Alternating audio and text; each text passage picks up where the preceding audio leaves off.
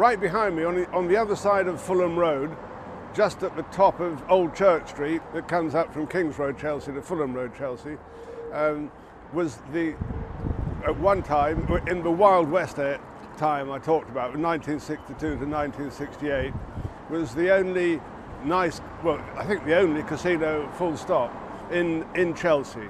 It was called the Apron Strings.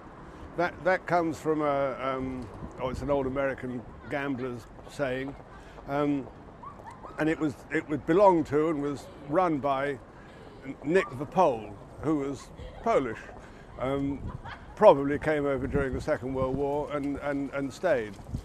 It was just a little hole in the ground, one chemin table, that's chemin de fer, that's the French game that dominated the early casinos, and one French roulette table. Later on they had a blackjack table.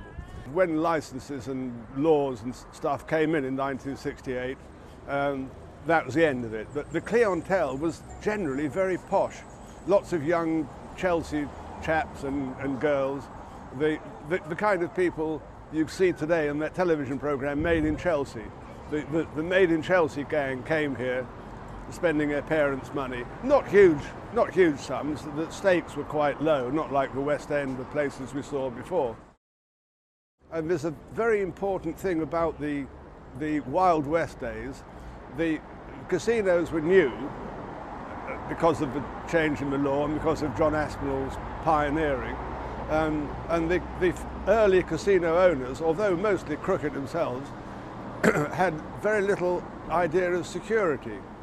So the staff helped themselves quite generously to a fair share of the profits. Not enough to bankrupt the joint, but 20% or something like that.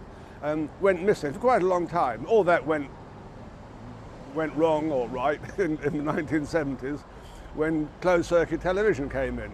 I only went there to gamble because it was a blast. It was great fun with pretty girls all over the place, sort of old worn-out trouts in the posh places in Curzon Street. Leakage was quite high, and a very good friend of mine worked on the French roulette table, and so I played French roulette. It won't develop that story any further, but it was a very painless way to come and gamble in nice company. But of course it didn't survive the coming of the new laws and so on. But it's where I misspent a very large part of my youth and really enjoyed it. And that's it. That's Chelsea done.